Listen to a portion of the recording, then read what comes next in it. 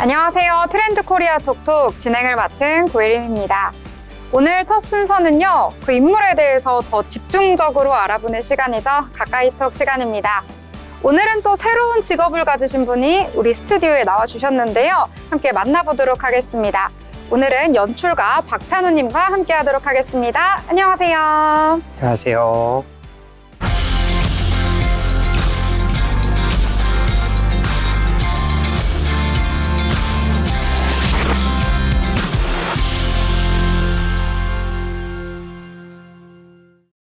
네, 먼저 시청자분들께 인사 말씀 부탁드리겠습니다.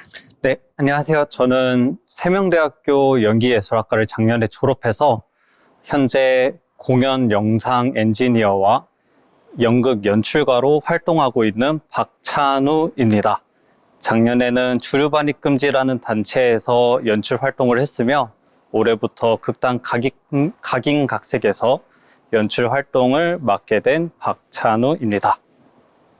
네, 반갑습니다. 약간 긴장하셨나-봐요. 네, 카메라 앞에 서는 게 처음이어가지고 아, 정말요? 긴장이 많이 됩니다. 아, 또 연출가시니까 카메라 앞보다는 뒤쪽에서 주로 활동을 하시겠네요? 네, 맞아요. 그러면 이 연출가라는 직업에 대해서 또 시청자분들께서 생소하실 것 같으니까 어떤 일을 하는 건지 이런 부분을 좀 얘기해 주시면 좋을 것 같습니다. 네, 연극 연출가는 연극을 창작하는 활동을 하는데요. 배우와 스태프들과 소통을 하며 그들과 창작 활동을 하는데 리더 역할을 하는 역할입니다. 많이 지금 긴장되시나 봐요. 네. 그냥 편안하게 말씀해 주시면은 네, 될 것 같습니다. 일단 리더의 역할을 한다. 네. 진두지휘를 하고 전체적인 걸 이렇게 끌고 나가는 그런 역할을 하시는 거군요. 네, 그들과 조율하고 그들에게 방향성을 제시하는 역할을 하고 있습니다. 네. 그러면 연출가라는 직업 또 생소하신 분들이 많이 있으시니까 어떻게 연출가라는 직업을 꿈꾸게 되셨는지, 어떻게 시작을 하게 됐는지 이 부분도 소개를 해주시죠.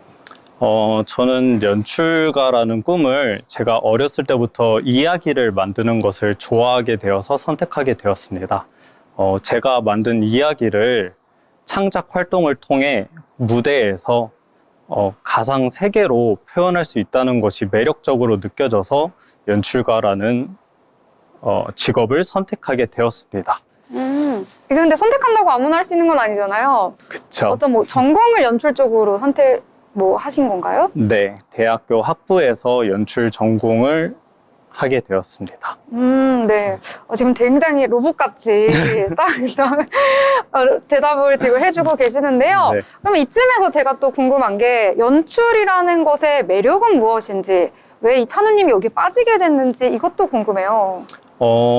관객과 이야기를 실제 무대에서 만날 수 있다는 것이 굉장히 저에게 매력적으로 느껴졌습니다. 제가 관객으로 연극을 관극하게 되어도 그 이야기가 마치 정말 있는 세계인 것처럼, 정말 있는 현실인 것처럼 무대에서 이루어지고 그것을 체험할 수 있다는 것이 굉장히 저에게 매력적으로 느껴져서 연극이라는 매체를 선택하게 되었습니다. 그럼 지금 주로 그 극단 연출을 맡아서 하고 계시는 건가요? 네, 극단에서 연출부로 활동하고 있습니다. 그러면은 또 연출가시니까 이 작품, 저 작품, 내가 직접 빠져들기도 하고 뭐 그런 작품 속에서 어떤 영감이나 아이디어 같은 걸 얻기도 할 텐데 혹시 가장 인상 깊게 본 작품 같은 것들도 있을까요? 제가 제일 인상 깊게 본 작품은 민세롬 연출님의 살아있는 자를 수선하기라는 작품인데요. 그 작품이 저에게 가장 매력적으로 느껴졌던 것은 그 작품이 1인극으로 진행이 돼요. 1인극으로 그 뇌사 상태의 환자의 심장이 다른 심장이 필요한 환자에게 이식이 되어지는 과정을 표현하게 된 연극인데요. 그 상황 속에 상황을 배우 한 명이서 그려내고 그것이 보는 관객으로 하여금 정말 있는 일처럼 빨려 들어가는 것이 저는 굉장히 매력적으로 느껴져서 그 작품이 가장 저에게 인상에 남습니다. 그러니까 어떤 사람의 뭘 뺀다고요? 심장이요. 심장을 빼서 네네. 이식을 하는 건가요? 네네네. 그러면 혼자 계속 1인극이면 혼자 계속 어떤 사람이 누워 있는 건가요? 그 심장을 이식하게 되는 과정에서 필요한 사람들 한 명 한 명을 배우 한 명이서 모두 표현하게 됩니다. 그럼 대사도 하나요, 그러면? 네. 그래서 심장 코디네이터가 되기도 하고 처음 뇌사 상태의 환자가 왜 뇌사 상태가 되었는지도 배우 한 명이 표현하기도 하고 하는 그 심장을 거쳐가게 된 인물들을 한 명 한 명을 표현하게 됩니다. 그러니까 일단은 한 명이 이 여러 역할을 다 하는 거군요. 네네. 근데 그게 가장 인상 깊으셨던 거예요? 네, 정말 그 심장이 옮겨지는 과정이 제 눈앞에서 펼쳐지는 것처럼 느껴졌기 때문에 저에게 가장 매력적으로 느껴졌습니다. 또 제가 미리 이제 또 여러 가지 정보를 취합해서 보다 보니까 학교 다니실 때 인상 깊었던 경험, 추억 이런 것들이 있다고 들었어요. 어떤 게 있었을까요? 네, 저한테 가장 학교 다니면서 제일 인상 깊었던 기억은 졸업작품이 가장 저에게 인상 깊은 기억인데요.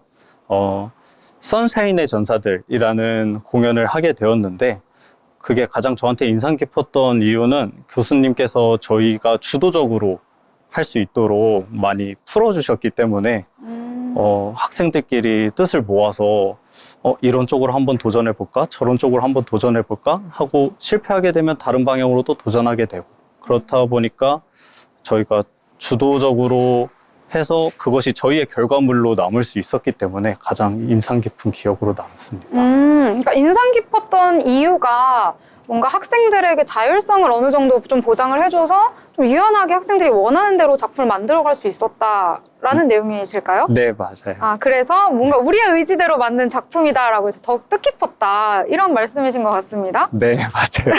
감사합니다. 네, 듣다 보니까 무슨 말씀이신가 하고 제가 집중해서 들었더니 이제 그런 내용인 것 같더라고요. 네. 자, 그러면 연출가로 활동을 하고 계시지만 난 이런 연출가가 되고 싶다라는 개인적인 소망 같은 것도 있으실 것 같아요. 네. 어떤 부분이 있으실까요? 저에게 연출가로서 가장 이뤄내고 싶은 것은 연극에 전혀 관심이 없는 제 친구들이, 제 동네 친구들이 제 작품인지도 모르고 극장에 제 작품을 보러 찾아오게 되는 그게 제가 가장 이루고 싶은 목표입니다. 그만큼 어떤 일반 관객들에게 다가갈 수 있게끔 되게 직관적이고 딱 포스터에 적힌 문구만 봐도 보고 싶게끔 그런 기발한 아이디어로 만들어진 작품을 만드는 것이 저에게 연출가로서 이루고 싶은 꿈입니다. 이제 직접 만나서 좀 이렇게 대화를 나누다 보니 궁금해진 건데요. 네. 좀 연출 스타일이 어떠세요? 저는 좀 막 밝고 유쾌하게는 잘 하지 못하는 것 같아요. 네. 좀 진중하고 좀 어떤 사건에 대해서 깊게 좀 파헤치는 것을 선호하는 편입니다. 좀 진중한 스타일이시군요. 네. 제가 지금 만나 뵙지만 네. 정말 진중하신 스타일이신 것 같아요. 자, 그럼 박찬호 연출가님이 또 여러 작품들 연출하셨으니까 좀 대표적인 거 몇 개, 이건 진짜 봐도 되게 좋다 하는 것 좀 소개해 주시면 좋을 것 같은데요? 제가 제 입으로 되게 좋다라고 말하기 조금 부끄럽긴 한데요. 작년에 이제 창작하여 올해 계속 좀 창작 활동을 이어가게 된 작품인데요. 네모난 세상 속 매미는 참 슬프겠다라는 생쥐와 매미의 갈등을 담은 극입니다. 생쥐와 매미요? 네. 네. 그래서 둘의 만나는 접점이 어떤 열대야 속에서 매미가 울게 되고 그것이 생쥐의 사냥 활동에 되게 방해될 수 있겠다라는 생각이 들어서 생쥐가 매미를 미워하게 됨으로써 시작되는 극인데요.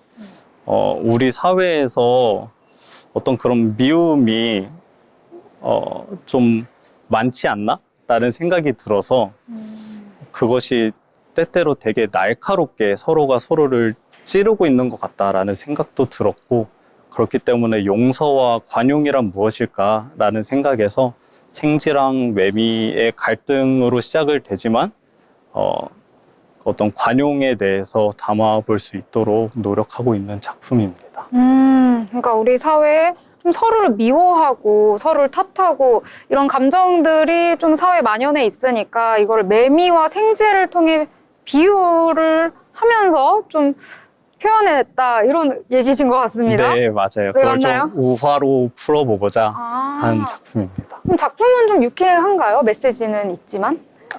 최대한 유쾌하게 다가가려고 노력하고 있는 편입니다. 신중한 작품이군요. 네. 이것도.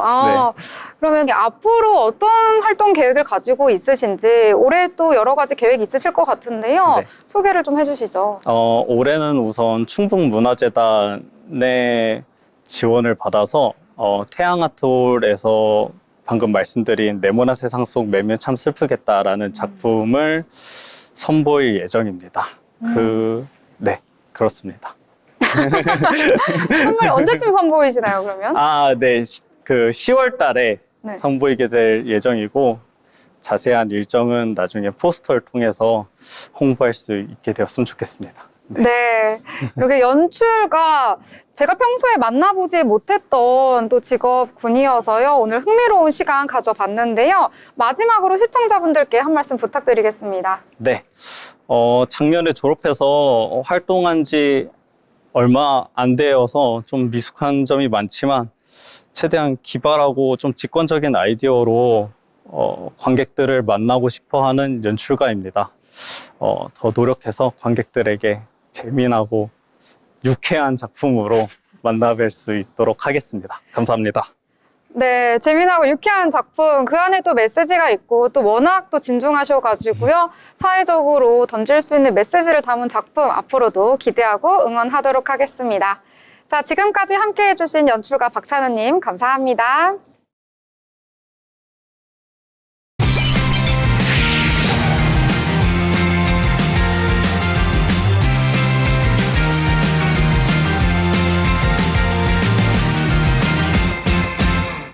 네, 이번 시간은 김효빈 아나운서와 함께하는 경제톡톡 시간입니다. 새로운 이슈들을 경제적 관점으로 풀어주실 텐데요. 효빈 아나운서 어서 오세요. 네, 안녕하세요. 네, 오늘도 어떤 내용 알려주실지 궁금한데요. 첫 번째 주제는 어떤 내용인가요? 네, 오늘은 최근 논란이 되고 있는 비대칭 학교에 대해서 이야기해 보려고 합니다. 학생 수가 크게 줄면서 학생보다 교직원이 더 많은 학교가 전국적으로 늘고 있다고 하는데요. 대표적인 사례로 충남 부여군 석성초등학교에서는 올해 입학생이 단 2명이었다고 합니다. 전체 학생 수는 50명이지만 교직원은 무려 37명이라고 합니다. 네, 이 학생 수가 교직원 수보다 적다고 하니까 매우 놀라운 일이 아닐까 싶은데요. 이 수치도 굉장히 놀랍습니다. 자, 그렇다면 학생 수가 왜 이렇게 급감을 한 걸까요? 네, 무엇보다 저출생 문제가 가장 큽니다.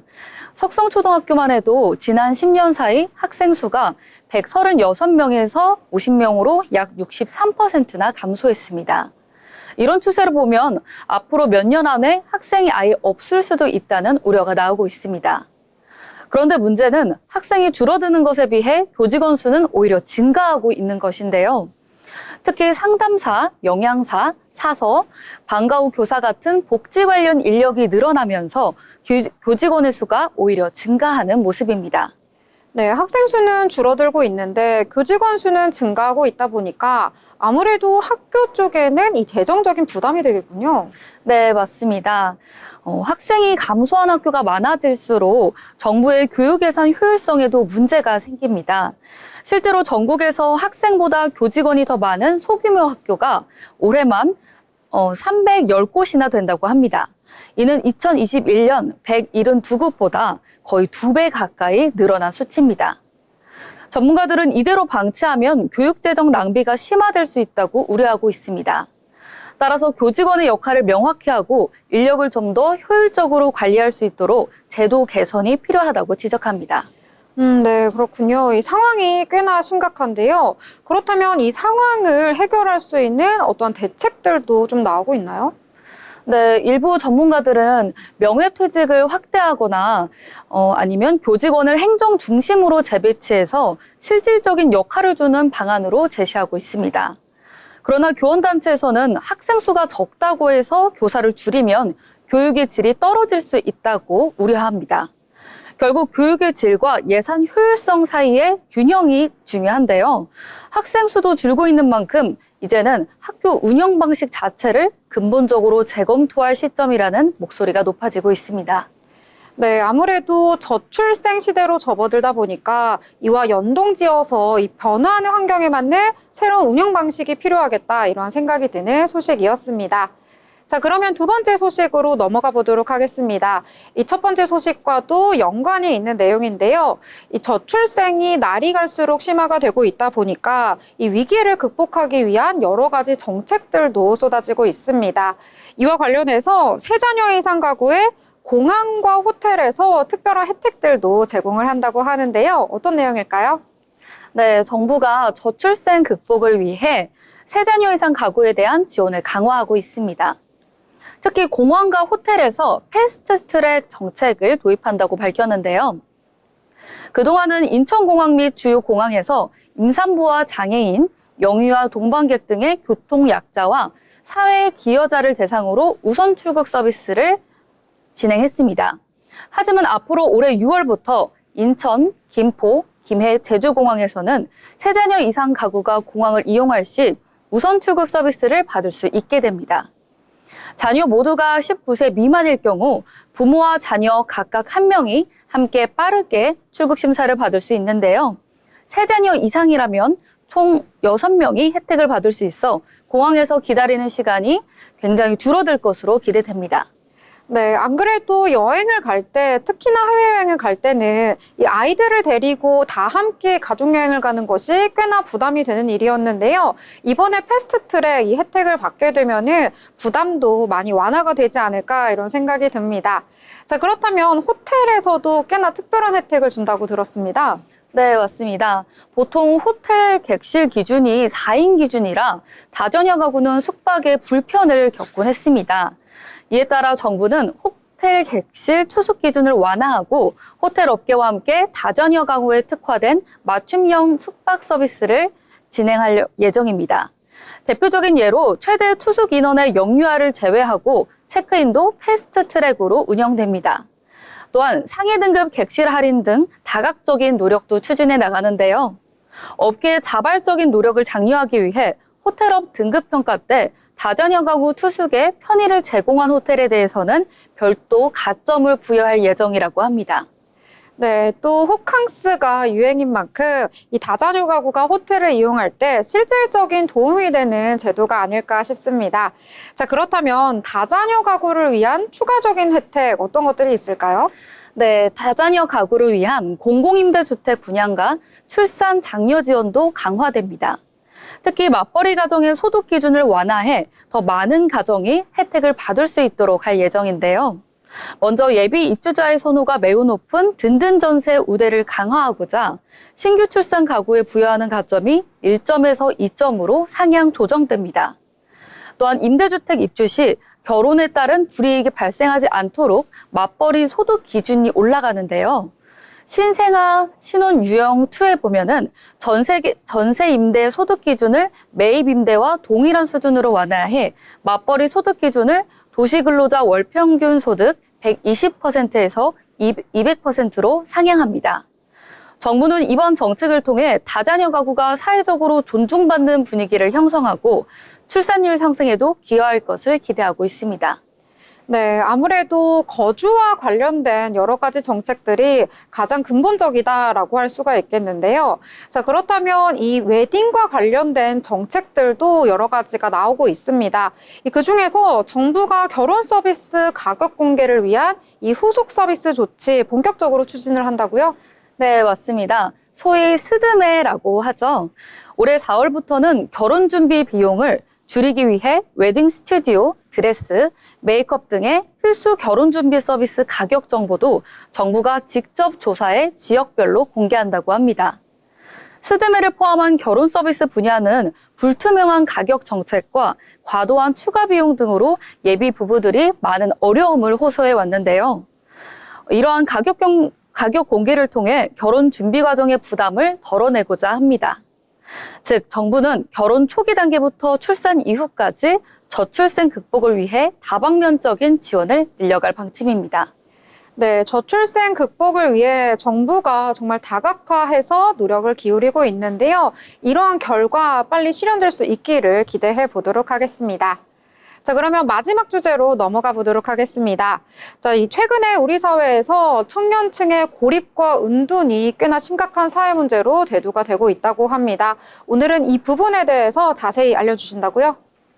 네, 최근 발표된 2024 청년의 삶 실태 조사에 따르면 국내에 거주하는 19세에서 34세 청년 중 고립, 은둔 상태에 있는 비율이 5.2%에 이르는 것으로 나타났습니다. 이는 2년 전 2.4%에서 2배 이상 증가한 수치인데요. 조사 결과 청년들이 고립과 은둔을 선택하게 되는 주된 이유로는 취업의 어려움이 32.8%로 가장 많았습니다. 이어서 인간관계 어려움이 11.1%, 학업 중단과 진학 실패 등이 그 뒤를 이었습니다. 네, 여러 가지 원인이 있을 수가 있겠는데요. 자, 그러면 이 청년층의 고립과 은둔 늘어난 이유, 또 다른 이유도 있을까요? 네, 전문가들은 경기 침체가 장기화되면서 취업이 어려워지고 사회적으로 심리적 압박감과 우울감을 느끼는 청년들이 빠르게 늘어나고 있다고 지적하고 있습니다. 실제로 우울증과 자살 충동 경험률도 같은 기간 크게 증가했는데요. 우울증 경험률은 6.1%에서 8.8%로 자살 충동 경험률은 2.4%에서 2.9%로 늘어났습니다. 네, 확실히 이 청년층의 취업이 안 되는 이 문제가 심리적인 압박감으로 이어지고 이것이 결국엔 우울감까지 이어진 것 같은데요. 자, 뿐만 아니라 이 청년층의 경제적인 상황, 이 부분도 좀 어려움으로 지적되고 있다고 하죠. 네, 맞습니다. 청년들의 부채가 평균 1,637만 원에 달하고 있다고 합니다. 특히 부채 중에서 주택 관련 부채가 가장 많다고 하는데요. 주거 안정성이 그만큼 취약한 상태라고 볼 수 있습니다. 이런 경제적 어려움이 다시 취업과 인간관계에 영향을 미쳐 고립과 은둔을 선택하게 되는 악순환으로 이어지고 있는 것이죠. 네, 그러면 이러한 악순환을 끊고 이 청년층들이 진정으로 원하는 삶의 요소는 어떤 것들이 있다고 볼 수 있을까요? 네, 청년들이 원하는 삶의 요소로 가장 높은 비율을 차지한 건 원하는 일자리와 좋은 인간관계였습니다. 하지만 현실과의 격차가 커지면서 결혼이나 출산을 원하는 청년들의 비율 역시 과거에 비해 줄어들고 있습니다. 정부는 이번 조사 결과를 바탕으로 청년 정책에 실질적으로 반영하겠다고 밝혔지만 전문가들은 보다 적극적이고 종합적인 국가적 대책이 필요하다고 강조하고 있습니다. 네, 청년층의 고립과 은둔 문제, 이 사회적으로도 진지하게 접근해봐야 할 문제인 것 같습니다. 자, 이렇게 세 가지 이슈들 폭넓게 다뤄봤습니다. 지금까지 함께해주신 김우빈 아나운서 감사합니다.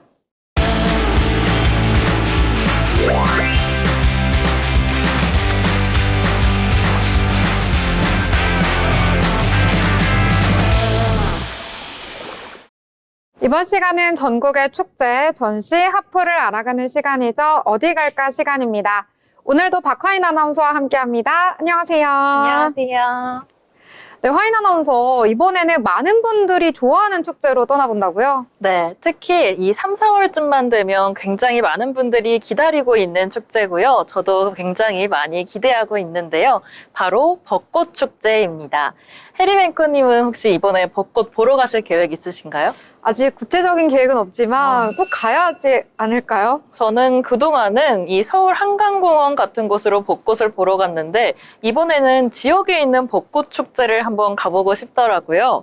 그중에서도 이렇게 전국에 많은 축제들이 있는데 오늘은 전국에서 가장 빠른 벚꽃이자 국내 최대 야간 벚꽃까지 즐길 수 있는 대구 이월드 블라썸 피크닉으로 떠나보겠습니다. 네, 정말 벚꽃 이야기가 나오다 보니까요. 아, 봄이 왔구나라는 게 새삼 느껴지는 것 같습니다. 이 매년 벚꽃의 개화 시기가 다른데요. 대구는 조금 더 일찍 핀다고 하죠? 네, 지역별로 이 개화 시기가 조금 다른데요. 우리 지역은 언제 개화하지 궁금하신 분들을 위해서 제가 웨더아이에서 예상한 전국 벚꽃 개화 지도를 보여드리겠습니다. 사진을 보시면 전반적으로 3월 말부터 4월 초에 개화를 예상하고 있는데요. 올해 벚꽃 개화 시기는 전국적으로 평년보다 3일에서 8일 정도 빠를 걸로 예상되고 있습니다. 3월에도 꽃샘 추위가 있지만 대체로 예년보다 높은 기온이 예상돼서 그런다는데요. 서울과 경기도 지역은 4월 초에 만개할 걸로 보이고 저희가 오늘 떠나볼 대구는 3월 24일쯤 개화를 시작할 걸로 예상하고 있습니다. 이렇게 보니까 정말 얼마 안 남았더라고요. 그래서 이월드 블라썸 피크닉 행사도 벌써 시작이 됐습니다. 3월 15일 토요일에 시작됐고 4월 6일 일요일까지 진행이 된다고 합니다. 아, 이제 며칠 뒤면 벚꽃을 볼 수 있구나라는 게 믿기지가 않는데요. 저는 워낙 꽃을 좋아하기도 하는데 들어보니까 여의도보다 이 대구의 벚꽃이 3배나 더 많이 핀다고 하더라고요. 네, 정말 3배나 더 많이 핀다고 하고요. 이 많은 벚꽃들이 이월드 전역을 물들일 예정이라고 합니다. 또 낮에는 핑크색 벚꽃, 밤에는 라이팅쇼까지 화려한 빛으로 색다른 재미까지 챙기실 수 있습니다. 단순한 벚꽃만이 아닌 놀이공원에서 이루어지는 행사니까 즐길 거리는 또 확실하고요. 특히 올해는 이월드가 개장 30주년이라고 해요. 그래서 다양한 이벤트들도 많다고 합니다. 대구가 다른 지역보다 온도가 높은 편이니 이렇게 벚꽃이 좀 빨리 피는 곳 중 하나인데요. 내가 벚꽃을 남들보다 먼저 볼 거다 하면 꼭 이곳을 가보시길 추천드립니다. 네, 30주년이라고 하니까 더욱더 특별하지 않을까라는 생각이 들고요. 또 놀이공원을 잘 안 가신 분들은 동심으로 돌아간 것 같다라는 기분을 느끼실 수 있을 것 같습니다. 자, 그러면 이월드의 운영 시간과 요금도 알려주시죠. 네, 운영 시간이 이 날짜 요일마다 조금씩 다른데요. 월요일부터 목요일은 오전 10시 반에 오픈해서 밤 9시까지 운영하고요. 금요일은 10시 반 오픈에 밤 10시까지 운영합니다. 사람들이 많은 토요일은 9시로 일찍 시작해서 밤 10시까지, 일요일은 10시부터 밤 9시까지 운영합니다. 이렇게 아침부터 종일 즐기시고 싶은 분들은 종일권을 구매하시면 되고요. 야간권도 물론 준비되어 있습니다. 야간권은 오후 5시부터 입장 가능한 티켓입니다. 이제 입장료도 궁금하실 텐데요. 종일 이용권 어른은 49,000원, 청소년 44,000원, 어린이는 39,000원입니다. 이 종일권을 구매하시면 이월드 입장권인 동시에 놀이시설도 자유로 이용이 가능하고요. 83 전망대와 아이스링크 주중 할인 혜택도 들어갑니다. 야간 이용권은 어른은 35,000원, 청소년과 어린이는 33,000원입니다. 36개월부터 13세까지는 어린이로 적용이 되고 14세부터 19세까지를 청소년으로 적용한다고 합니다. 네, 이렇게 자세히 요금까지 설명을 해주셨는데요. 자, 근데 놀이공원 갈 때 저희 항상 할인 혜택 같은 거 받고 가잖아요. 맞아요. 이월드도 마찬가지일까요? 물론이죠. 저도 놀이공원 갈 때면 항상 이 할인 혜택들 꼭 찾아보고 갔었는데요. 이월드도 할인 혜택들 그리고 월별 할인 혜택이 굉장히 많습니다. 그중에서 이월드 블라썸 피크닉 행사 진행 기간에는 벚꽃 인증샷 할인이 진행됩니다. 이월드 벚꽃을 게시물 또는 스토리로 SNS에 업로드해서 인증하는 누구나 할인을 받을 수 있다고 합니다. 이 할인을 받으면 종일권은 25,500원, 야간권은 15,500원으로 꽤나 크게 할인을 받고 즐기실 수 있을 것 같습니다. 또 사용 가능한 페이 할인도 있습니다. 현장 QR 결제 고객들에 한해서 자유이용권 할인, 동반 3인 할인들도 적용되는 혜택들이 있다고 합니다. 이외에도 정말 많은 할인들이 있으니까 이월드 홈페이지를 방문해서 자신에게 가장 적합한 할인 방법 꼭 확인해 보시기 바랍니다. 네, 할인율도 꽤 크다 보니까요. 꼭 방문하실 때 챙겨가시면 좋을 것 같습니다. 자, 그러면 이번에는 벚꽃을 볼 때 저희 인생샷 남기기 위해서 굉장히 많이 노력을 하잖아요. 혹시 명소들도 좀 있을까요? 네, 말해주신 것처럼 이 축제를 안에서 잘 즐기려면 벚꽃 명소들 미리 알고 가시면 좋겠죠. 먼저 안에는 굉장히 높은 83타워가 있습니다.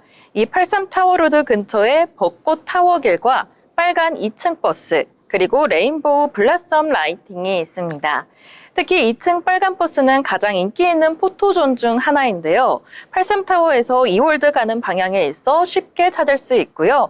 2층 버스 주변에는 차가 지나다니지 않고 사방이 벚꽃으로 되어 있어 인생샷 찍기 딱 좋은 곳입니다. 83타워 4층 광장 카페 로고 뒤편에는 벚꽃 테라스도 있습니다. 벚꽃과 어울리는 핑크색 테이블과 의자에서 사진을 찍을 수 있고요.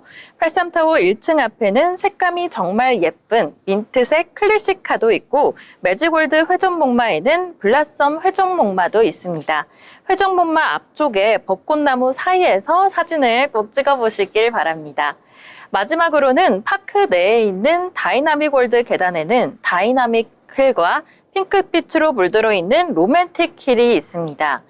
또 축제 기간 동안 이렇게 다양한 먹거리들도 판매되는데요. 특히 벚꽃을 테마로 한 디저트들인 달콤한 벚꽃 아이스크림, 벚꽃 케이크 등도 있다고 하니까요. 이렇게 곳곳에 위치한 인생샷 건지기 좋은 포토 스팟들과 먹거리들로 봄을 마음껏 즐기시면서 추억 만드셨으면 좋겠습니다. 네, 말씀해주신 것처럼 벚꽃 명소들이 곳곳에 있다 보니까 더욱더 특별하게 인생샷까지 남길 수가 있을 것 같은데요. 이 대구 이월드 계속해서 이야기하다 보니까 여기에 83타워라고 자주 나오는 것 같더라고요. 네, 맞아요. 여기에도 즐길 거리가 좀 있을까요? 네, 83타워에도 따로 이렇게 즐길 거리들이 마련되어 있는데요. 이 즐길 거리들은 그런데 유료입니다. 77층에 위치한 전망대와 76층에 위치한 뮤지컬 뮤지엄을 관람하시려면 대인 15,000원, 소인 12,000원 요금이 발생합니다. 그래도 이월드 자유이용권 티켓을 소지한 경우에는 본인 50% 할인을 받고 들어가실 수 있습니다. 또 아이스링크도 있는데요. 자유이용권 스케이트 소지자는 성인과 청소년은 8,500원에서 9,000원 정도로 어린이는 7,000원에서 7,500원 정도로 스케이트를 타실 수 있습니다. 일반 스케이트와 연간 회원권으로도 아이스링크를 평소에도 즐기실 수 있습니다. 이외에도 아이들을 위한 놀거리죠. 디지털 키즈파크 호발롱인 디지털 미디어 컨셉의 놀이공간과 공룡 세상으로 떠나는 모험인 다이노 판타지 등도 준비되어 있습니다. 즐길 수 있는 게 너무 많아가지고요. 저도 꼭 방문을 해보고 싶은데요.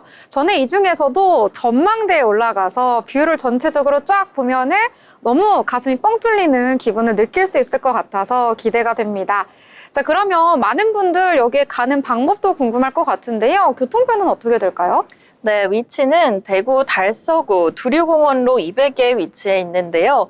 주차는 이월드 주차장이 있습니다. 1시간 이내는 3,000원, 이후 10분당 1,000원이 부과되고요. 연간 회원과 자유이용권 고객들은 각각 2,000원과 3,000원이 발생합니다. 83타워 고객님은 매장 이용 후 영수증 등을 통해서 4시간 무료로 주차가 가능합니다. 그런데 주말 및 공휴일은 아무래도 이 주차장이 혼잡해서 대중교통을 권장한다고 하니 참고해 주시고요. 기차와 지하철 타고 가시는 분들도 계실 텐데요. 기차는 동대구역이나 대구역에서 내리신 후 지하철 1호선을 타고 반월당역에서 2호선으로 환승해 주시면 됩니다. 이후 두류역에서 하차 후에 15번 출구로 나오면 도보 5분이면 이월드까지 갈 수 있습니다. 네, 지하철역하고도 굉장히 가까워서요. 대중교통으로 가시는 분들도 무리 없이 방문하실 수 있을 것 같습니다. 자, 그러면 마지막으로 이 안에서 즐길 수 있는 놀이기구라든지 아니면 체험들 몇 가지만 소개해 주시겠어요? 네, 이월드가 이렇게 벚꽃 구경도 할 수 있지만 이 놀이기구들을 탈 수 있잖아요. 커플이나 친구들 이렇게 추억 쌓으러 가는 분들도 물론 많겠지만 아까 말씀드린 83타워 아이들을 위한 공간이나 이월드에도 이 아이들과 함께 방문하는 가족분들이 정말 많을 것 같습니다. 그래서 이월드가 추천하는 우리 가족 코스를 발견해서 마지막으로 소개해드리겠습니다. 아이들이 좋아하는 회전목마 앞에서 인증샷도 찍고 시원한 후룸 라이드는 가족끼리 함께 타기 좋은 어트랙션이죠. 그리고 알파카, 꽃사슴 등의 귀여운 동물들에게 먹이 체험을 할 수 있고요. 앵무새들을 가까이 볼 수 있는 버드파크 앤 페롯하우스 체험까지 벚꽃과 함께 동물들과 교감하는 기회를 아이들에게 선물로 주실 수 있을 것 같습니다. 이렇게 오늘은 대구 이월드 블라썸 피크닉에 대해 소개해드렸는데요. 벚꽃 구경하면서 놀이기구까지 탈 수 있는 곳이니 여러분도 개화 시기에 맞춰서 방문해 보시길 바랍니다. 네, 벚꽃향이 가득했던 오늘의 어디 갈까였습니다. 박하인 아나운서와 함께한 블라썸 피크닉 여기까지입니다. 감사합니다.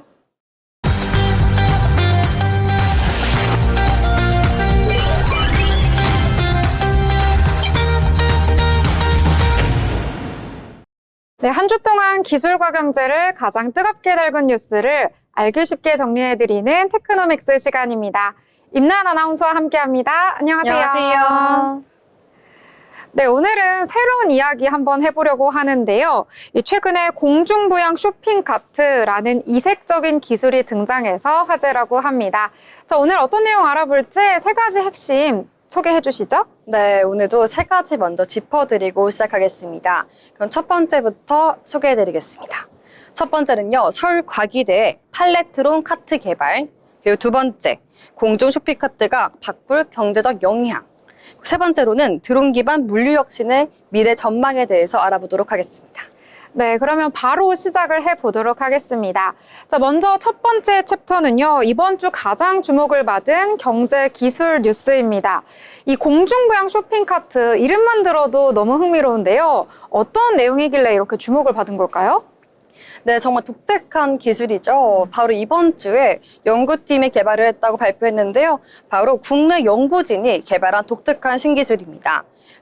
서울과학기술대학교 연구팀이 개발했는데요. 팔레트론이라는 공중부양 카트입니다. 이 기술은 말 그대로 하늘을 나는 카트라는 것을 의미하는데요. 사람이 일반 쇼핑카트를 밀듯 조작하지만 카트가 공중에 떠있는 형태로 이동한다는 점이 특징입니다. 네, 공중에 떠있는 쇼핑카트라고 하니까 이게 마법을 쓴 건지 너무 신기하다라는 생각이 드는데요. 도대체 어떤 기술을 활용을 했길래 이렇게 하늘을 날 수가 있는 걸까요? 네, 저도 어떤 기술을 사용했기 때문에 이렇게 날 수 있을까 참 궁금한데요. 바로 팔레트론은요, 멀티 로터 드론 기술을 기반으로 했다고 합니다. 네, 이 기술은요, 카트 바닥에 여러 개의 프로펠러가 깔려 있고 사용자가 손잡이로 밀기만 하면은 드론이 그 방향으로 움직이면서 자동으로 공중에 떠서 이동하는 구조입니다. 특히 팔레트론은 드론이 비행 중에서도 플랫폼을 항상 수평으로 유지하도록 설계가 되어 있고요. 덕분에 울퉁불퉁한 길, 그리고 계단, 비탈길에서도 카트가 흔들림 없이 안정적으로 이동할 수 있는 것이 큰 특징입니다. 네, 이 프로펠러가 이 헬리콥터처럼 위에 달려있는 게 아니라 이 바닥면에 달려있어서 날아가고 있다, 이렇게 생각을 해보시면 쉽게 이해하실 수 있을 것 같습니다. 자, 그러면 다음 챕터로 한번 넘어가 보도록 하겠습니다. 자, 이번에는 기술이 바꾸는 경제에 대해서 알아보려고 하는데요. 이 기술이 상용화가 된다면 경제적으로도 다양한 영향을 미칠 것 같습니다. 어떤 내용이 있을까요? 네, 어떤 영향을 줄 수 있을지 산업에 대해서 말씀을 드리려고 하는데요. 가장 첫 번째로는요, 공중 부양 쇼핑카트는 물류, 유통, 소매업 등 여러 산업에 영향을 미칠 것으로 보입니다. 그중에 물류 산업은요, 창고나 공장에서 단차가 있는 통로나 계단 등 기존 운반 장비가 접근하기 어려운 환경에서 매우 유용하게 쓰일 수 있습니다. 특히 층간 이동이 잦은 환경에서 엘리베이터나 리프트가 부족할 경우 이 쇼핑카트가 도움이 될 수 있을 것으로 보입니다. 네, 이렇게 물류 산업에서도 변화를 줄 수 있지만 소매업 쪽에서도 변화를 줄 수 있다고 들었습니다. 네, 물류 사업뿐만 아니라 소매업도 도움을 줄 수 있는데요. 대형 마트나 쇼핑몰에서는 특히 고객 편의성 향상이 기대가 됩니다. 무거운 카트를 밀기 어려운 노약자에게도 도움이 될 것으로 보이고요. 가볍게 밀기만 하면은 카트가 움직이기 때문에 큰 영향을 줄 것 같습니다. 그래서 쇼핑 부담이 크게 줄어들 것 같고요. 또한 공중 카트를 매장 내에서 재고 운반, 그리고 매장 안내 뿐만 아니라 상품 배송 등 다양한 역할이 가능해지면서 쇼핑 경험의 혁신으로 이어질 것 같습니다. 네, 물류 산업에도 영향을 줄 수 있고 도매업까지 영향을 줄 수 있다 보니까 배송 쪽에서도 다양하게 활용이 될 것 같다라는 생각이 드는데 배송 쪽에서는 어떤가요? 네, 저는 이 배송을 가장 주목하고 있는데요. 저도 음식을 시켜 먹을 때 이 드론으로 같이 제 음식이 온다면 어떨까 하고서 한 번쯤 상상해보곤 했습니다. 그러면은 치킨이 날아다니면서 배송이 되는 걸까? 라는 궁금증도 있는데요. 그런데 배송에 대해서, 드론에 대해서 지금 요새 주목할 점이 있다고 합니다. 최근 드론 배송이 급격히 성장하고 있는데요. 팔레트론과 같은 공중 카트가 도입된다면 기존 드론이 아파트 외부까지 배송하는 데 그쳤다면 한 단계 더 나아가서 현관문까지 배송할 수 있을 것으로 기대가 됩니다. 네, 뿐만 아니라 이 기술이 상용화된다면 비대면 배송의 효율성을 높이고 특히 라스트 마일이라는 물류에서 큰 효과를 발휘할 것으로 보입니다. 네, 정말 이 기술이 상용화만 된다면 큰 혁신으로 다가올 것 같습니다. 이에 따라서 관련된 기업이나 또 이 기업의 주가에도 영향을 줄 것 같은데 주식시장 측면에서 보면 어떤 변화가 있을까요? 네, 기업에 대해서 꼭 설명을 해드려야 되는데요. 국내와 글로벌 둘 다 말씀드리려고 합니다. 그 전에 먼저 국내부터 설명을 드릴 건데요. 국내에서는요, 하나시스템, 그리고 KAI, 한국항공우주산업, 그리고 퍼스텍, 네온테크 등 드론 및 UAM, 도심항공교통이죠. 이런 것들이 관련주로 분류되어 있습니다. 글로벌 기업으로는 드론 배송에 앞장서고 있는 기업들이 있죠. 바로 아마존, 구글, 월마트 등이 대표적이고요. 특히 드론 배송 스타트업이 있는데요. 짚라인이 있습니다. 짚라인은 4,200억 원의 큰 규모의 투자를 했다고 하는데요. 이렇게 여러 가지 기업에서 지금 투자를 하고 있다고 합니다. 뿐만 아니라 드론 물류 시장에서도 빠르게 성장 중인데요. 이처럼 드론 물류 기술이 성장하면서 팔레트론과 같은 새로운 형태의 공중 카트 기술 역시 신성장 산업으로 주목받을 가능성이 커지고 있습니다. 네, 주식시장에서 본다면 국내 기업뿐만 아니라 해외 기업까지 정말 여러 기업들이 새로운 기술을 접목해서 앞으로의 산업에 나아가고자 하는 모습이 엿보이는데요. 자, 그러면 이번에 마지막 챕터로 한번 넘어가 보도록 하겠습니다. 오늘 어려운 기술을 또 듣다 보니까 핵심 용어에 대해서 알아봐야 할 것 같은데요. 이 공중 카트를 보니까 드론 기술이 핵심 기술인 것 같다라는 생각이 드는데 이 관련된 용어들을 쉽게 설명해 주신다면요? 네, 오늘 말씀드린 공중부양 카트에 필요한 그 기술에 대해서 두 가지 필요한 핵심 용어를 설명해 드리겠습니다.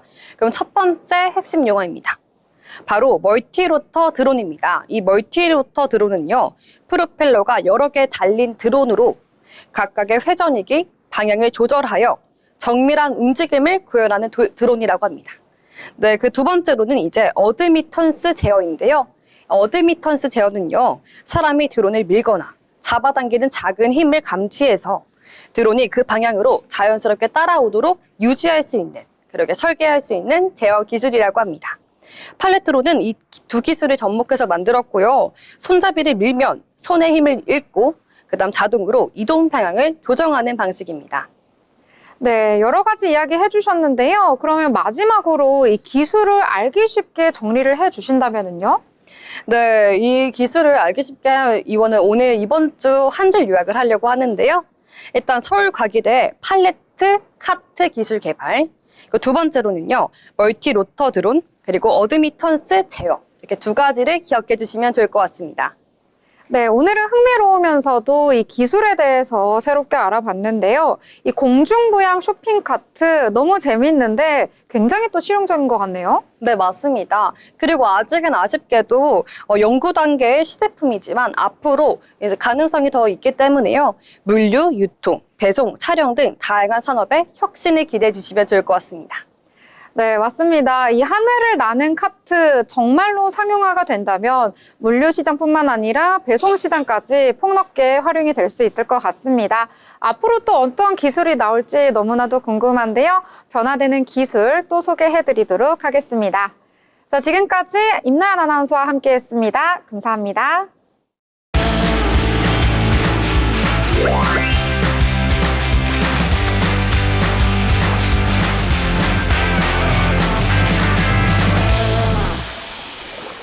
전국의 축제, 핫플, 맛집을 알아보는 시간입니다. 어디 갈까에 안다합니다. 벌써 날씨가 풀리면서 공연, 뮤지컬, 페스티벌 등 다양한 공연들이 찾아오고 있죠. 그중에서 특별한 공연 가져와 봤습니다. 바로 2020 프레자 브르타 아베닌 서울입니다. 작년에 이어 올해도 돌아온 이 공연은 3월 18일부터 6월 22일까지 성수 문화예술마당 FB시어터에서 열립니다. 이번 시즌도 더 강렬하고 자유로운 에너지를 담아 돌아왔다고 합니다. 프에르자 브르타는 장르의 경계를 허문 독창적인 공연입니다. 런닝타임은 70분으로 콘서트 형식을 띠지만 연극, 서커스, 무용, 뮤지컬 등 요소가 조화롭게 이루어지면서 강렬한 퍼포먼스를 선보이는데요. 2003년 2009년 아르헨티나 부에노스아이레스에서 시작된 이 공연은 전 세계에서 뜨거운 사랑을 받고 있습니다. 푸에르자 브루타는 스페인어로 잔혹한 힘을 뜻하는데요. 현대인들의 스트레스를 모티브로 해 탄생했다고 합니다. 360도 공연장 전체를 활용해서 슬픔, 절망, 승리 이렇게 인간의 본연의 감정을 폭발적인 에너지로 끌어올리면서 관객들과 하나가 되는 공연 중에 하나인데요. 이번 푸에르자 브루타 아베는 연출을 맡은 디키 제임스는 이전 시리즈와는 다르게 인간의 희로애락을 담으면서도 인간이 추구할 수 있는 최고의 행복과 기쁨을 초점에 맞췄다고 합니다. 이번 공연의 타이틀은 아벤입니다. 이 아벤의 뜻을 살펴보시자면 스페인어로 새를 뜻하는데요. 그만큼 자유, 해방, 날아오름이 공연의 핵심 키워드입니다. 이번 무대는 쉴 틈 없이 몰아치는 14명의 배우들이 뿜어내는 강렬한 에너지, 감각을 깨우는 생생한 음악, 공중에서 펼쳐지는 대담한 연기, 물과 바람을 활용한 오감 만족의 특수 효과까지 더해지면서 압도적인 그런 몰입감을 선사할 예정인데요. 더불어서 지구, 고래, 나비 등 거대한 조형물이 등장해서 시선을 사로잡을 예정이라고 합니다. 이처럼 무대 위에서 물이 가득 찬 투명한 천장 아래 배우들이 춤추듯 유영을 하고 바람의 흐름에 따라 몸짓이 변하기도 한다고 하는데요. 마치 꿈속을 걷는 듯한 몽환적인 순간과 폭풍을 뚫고 질주하는 짜릿한 순간이 교차하면서 압도적인 현장을 선사할 예정이라고 합니다. 이전보다 더 강렬하고 더 미친 듯한 퍼포먼스를 한번 경험해보러 가시는 것도 좋을 것 같습니다.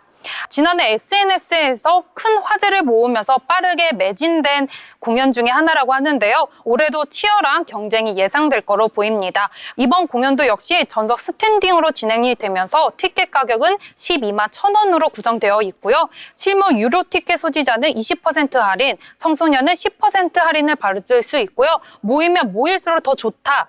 3매 구매 시 20%, 4매 구매 시 25% 할인된다고 합니다. 작년에 놓쳐서 아쉬웠다면 올해는 절대 티켓을 꼭 사서 하시기 바랍니다. 네, 좌석이 없는 스탠딩 공연인 만큼 공연 중에 자유롭게 움직일 수 있고 배우들과 가까운 거리에서 생동감 넘치는 퍼포먼스를 경험할 수 있는데요. 보다 편안하게 공연을 즐기기 위해서는 공연장 내에 유로 락커를 사용하는 걸 추천드립니다. 짐을 맡기면 더욱 가볍고 자유로운 공연을 만끽할 수 있고요. 또한 이 공연은 배우들이 직접 다가오거나 물을 뿌리는 그런 액션이 많다 보니까 흰 옷이나 밝은 색은 좀 피해 주시면 좋을 것 같습니다. 편한 신발을 신으면 더욱 몰입감 있게 더 즐길 수 있습니다. 그리고 공연이 끝난 후에는 배우들과 함께하는 포토타임도 있으니까요. 특별한 순간 놓치지 말아주시면 좋을 것 같습니다. 2025 푸에르자 브루타 아벤 공연은 관객이 무대와 하나가 되어 직접 경험하는 퍼포먼스입니다. 더 알차고 재밌는 시간 보내셨으면 좋을 것 같습니다. 지금까지 어디 갈까의 안다였습니다.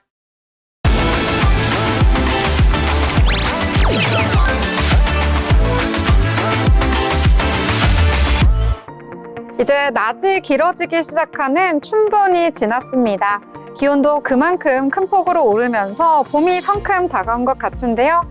남은 주말도 잘 보내시고요. 저희는 다음 주 방송으로 다시 찾아뵙도록 하겠습니다. 시청해주신 여러분 고맙습니다.